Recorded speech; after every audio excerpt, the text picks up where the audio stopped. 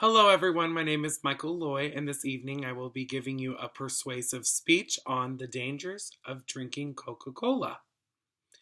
Imagine one morning you wake up and you go to start your car, and your car won't start. What are you to do? So you pop the hood on it and you take a look, and you see that your battery is covered in thick corrosion all over your battery. So, what are you going to do to fix it? Well, I'm going to tell you what you are going to do to fix it. You're going to go inside and you're going to grab you a delicious can of Coca Cola. And you're going to take that delicious can of Coca Cola and you're going to dump it all over the battery of that vehicle. Because you want to know what it's going to do? It's going to eat the corrosion right away. But us as Americans consume something like that in our bodies that's strong enough to eat corrosion off the cables of a vehicle battery. Isn't that something? According to the trueactivist.com, after 10 minutes of consuming a can of Coca-Cola, your body is digesting 10 to 12 teaspoons of sugar. After 20 minutes, insulin levels rise and is stored into fat. Finally, after about 40 minutes, the caffeine is digested and stimulates your body's organs.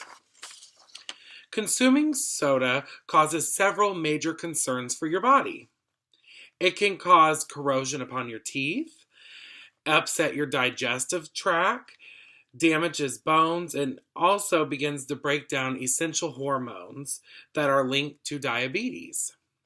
The ingredients listed on the back of a Coca-Cola can are listed as follows: carbonated water, high fructose corn syrup, caramel phosphoric acid, natural flavor, and caffeine.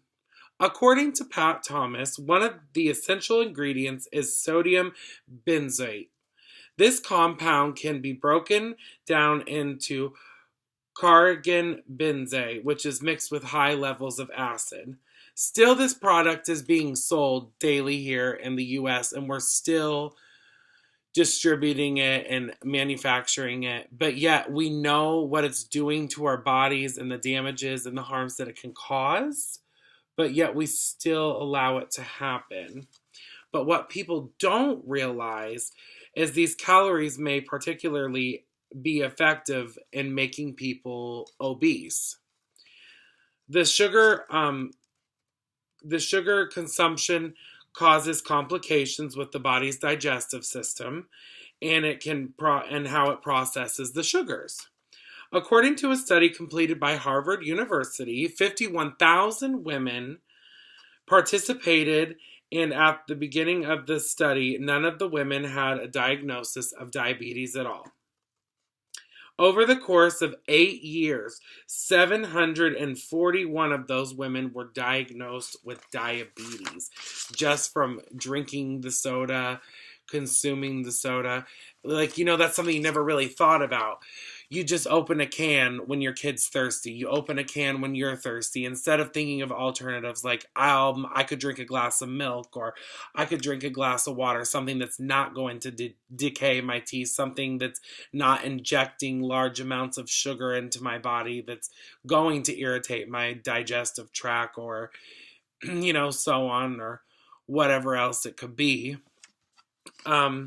It is difficult to understand why so many Americans continue to consume Coca-Cola. But I mean, it's not just Coca-Cola. I mean, it's your Pepsi products and, all of that. But honestly, Coca-Cola manufactures a lot of the other brands of soda also. But it's hard to believe that they still manufacture it, knowing what it's doing to our younger generation of children. It's causing those children that are growing up, that we're setting them up to have diabetes, to where they're going to have to do insulin shots, or it's going to, it could be worse than having to do insulin shots, And then people, when they get diagnosed with diabetes, they still continue to drink it. And some people think that a diet soda might be better for you. Drinking a diet beverage actually can be a lot worse for you, because they use a lot of artificial sweeteners, which are not good, that has a lot of things in it that aren't good for your body and are cause traces to leading cancer to people from artificial sweeteners and whatnot. So it's really something to think about. And I think a lot of parents out there should stop, take a minute to think about, what are we giving our children? What are we giving ourselves? What are we putting in our bodies? We need to be better about reading the labels and coming up with ways to choose better options as it goes for drinks and whatnot, instead of just opening that can of soda because it's the easiest thing to do. Or when you go out to dinner, instead of having a Coke, order a glass of water or an iced tea or something that would be better for you, instead of allowing all those things to happen to your body.